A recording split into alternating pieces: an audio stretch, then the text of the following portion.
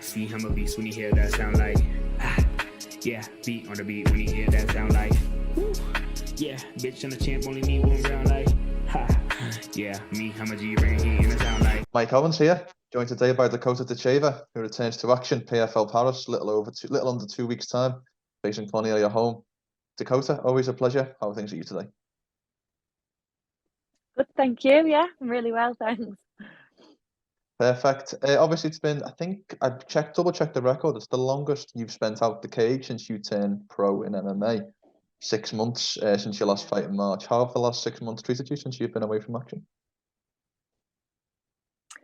It's been good. I would have liked to have had one fight between, you know me, I like to stay active, but it's been nice just to like spend a little bit of time working on the game.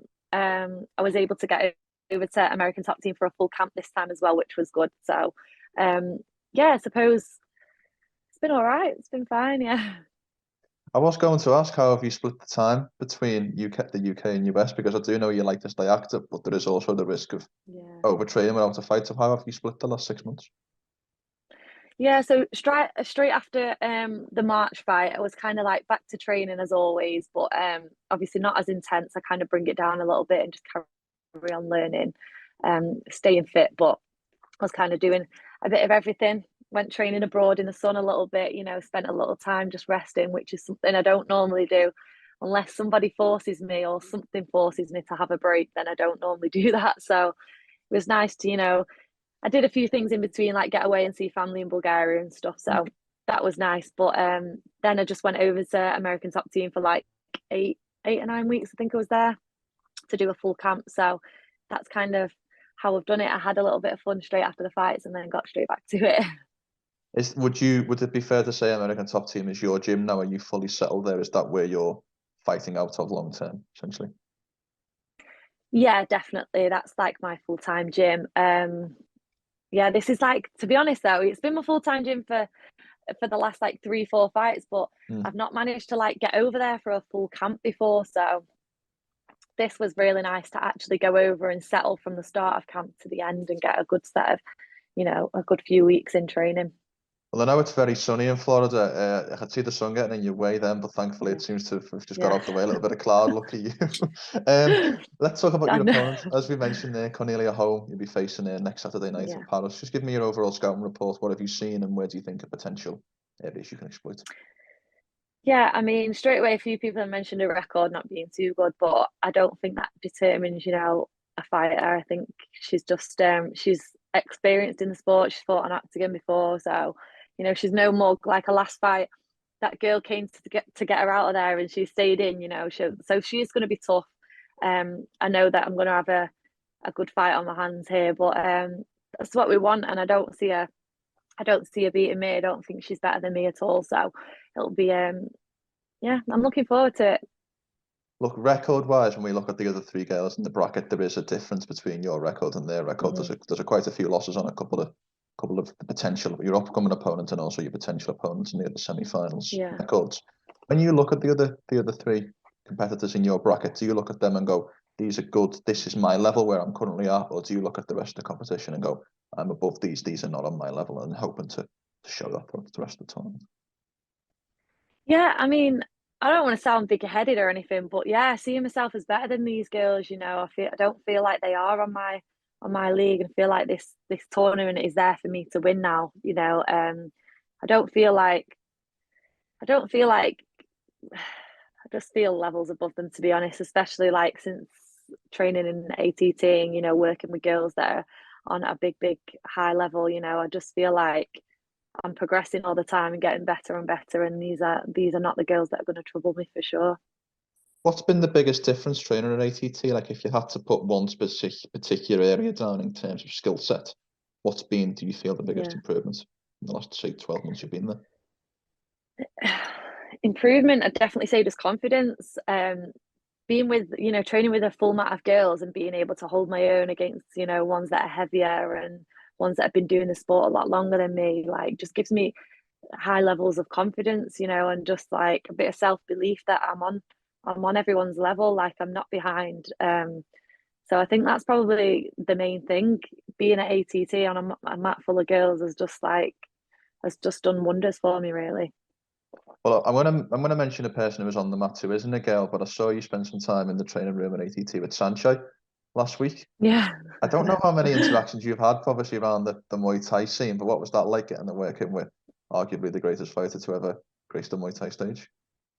Yeah, it was amazing, to be honest. I mean, I don't know whether I fought on the same card as him in Thai boxing, but we used to fight on the same show called Super Showdown, and it was sponsored by Yakkao, and they used to bring over like Sayanchai to fight on it, and a load of other like Thai fighters from that gym. So we've kind of been in the same circle before, and like it was funny, to be honest, because I felt like it was just a bit of deja vu, like, you know, I've seen him again, whereas everyone there was like completely like blown away, like, so it was nice it made me miss Thai boxing a little bit, to be honest, because we did like a bit of a striking seminar with him, and I definitely missed striking a little bit and just doing Thai boxing, you know, not having to worry about takedowns. But yeah, it was nice to get a session in with him, for sure.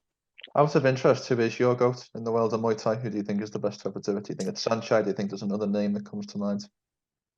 Yeah, I mean, so you can't say no to Sayanchai, can you? But another one would say like Buakaw or Superbon. They're like obviously top Thais for us, and people that we've looked up to in Thai boxing for years and years.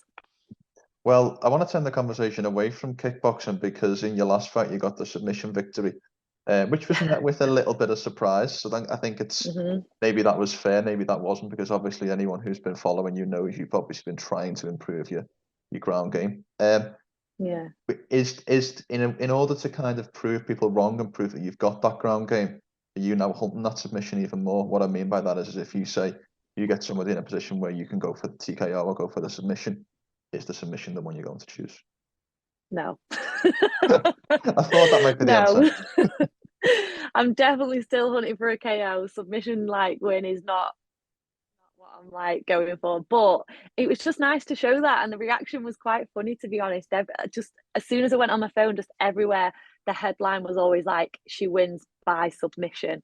And I was like, why is everyone so surprised? Like, do you not think I'm going to be working on that? Like I have got a ground game, but it was nice to shock a few people. But I definitely think it's more exciting to get a KO, for sure. If you say your striking game's 10 out of 10, where would you rate your ground game out of 10? Ooh, I'm going to be humble and say like I'm going to give it a 6 or something. I'm going to give it like a 6. Yeah, you know, I've still got a lot to learn, right? I've still got like loads of improvement to make, and you know, I feel like I need the years behind me, the experience, you know, on the jiu-jitsu side. But I kind of got that in Thai boxing, and as well, like that's not something that I've got in my blood. I feel like I got a bit of a cheat with my mum. Like I feel like, you know, I'm always going to be natural at the striking and stuff. So I'm going to get a 6. I love it. Well, obviously, what we're talking about here is you trying to round out your overall skill set. I saw your Instagram story Saturday night when you were watching the UFC. I can remember the comment you put something along the lines of 3 fights in and I'm going to sleep. But hopefully Valentina gets the win. I know you were rooting for Valentina on Saturday night.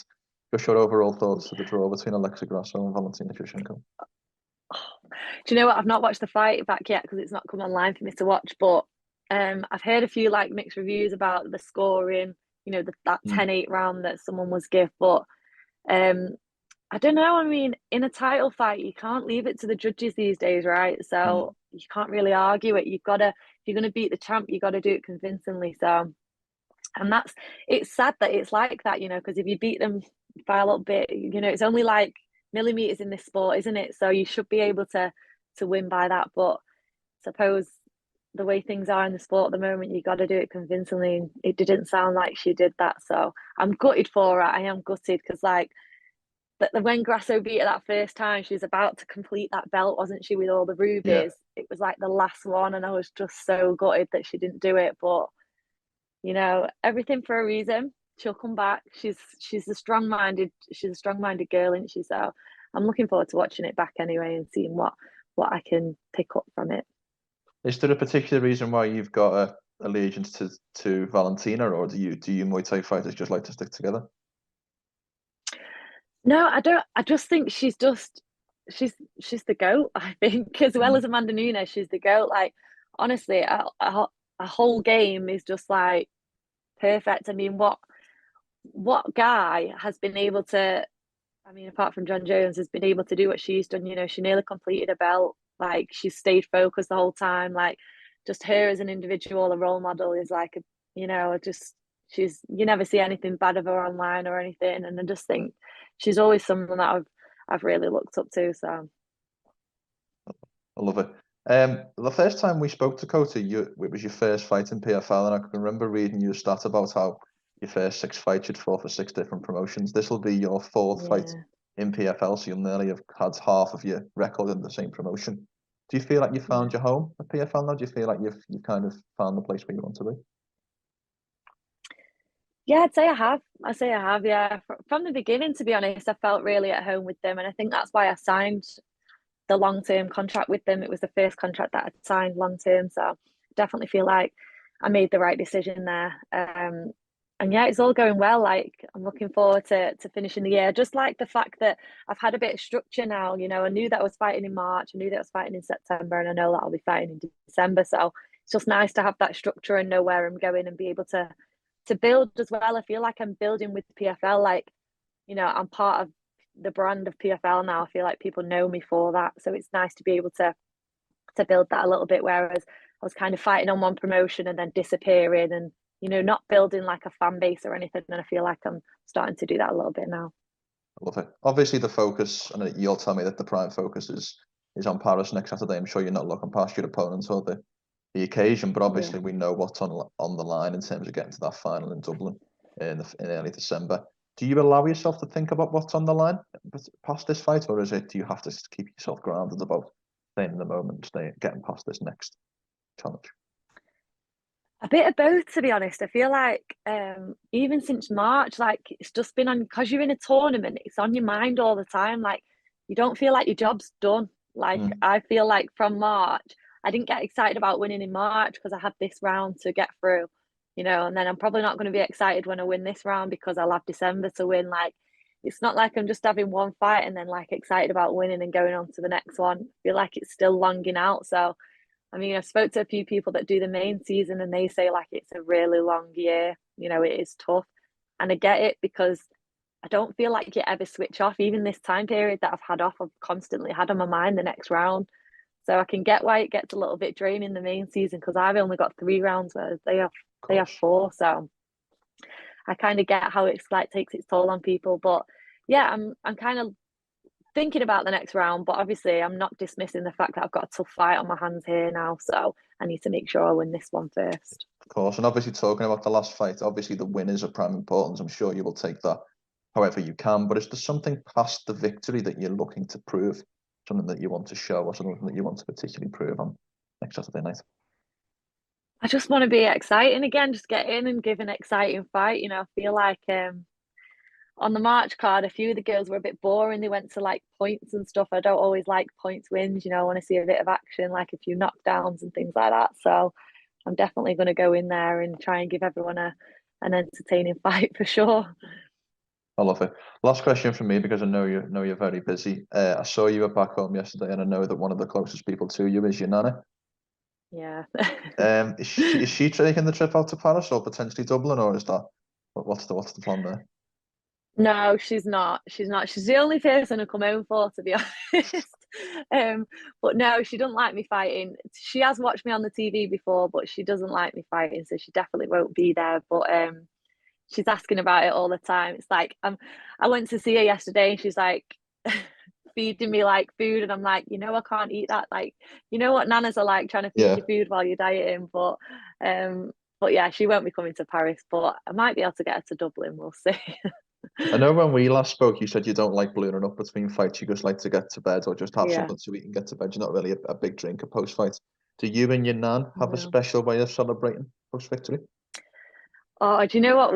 I normally fight on a Saturday. If I'm in the UK or if I'm back home on a Sunday, we always have a Sunday coffee. We always go for a coffee on a Sunday and a cake if I'm not dieting. So that's definitely what I'll be coming home to do. She'll be waiting for me for that, like she was yesterday. But yeah, that's what I'll be doing. I love it. Dakota, it's always a pleasure to see you back in action. It's even better to talk to you and preview this upcoming fight. And if we don't speak before, I wish you the best of luck for next Saturday night. Thank you. Thank you so much.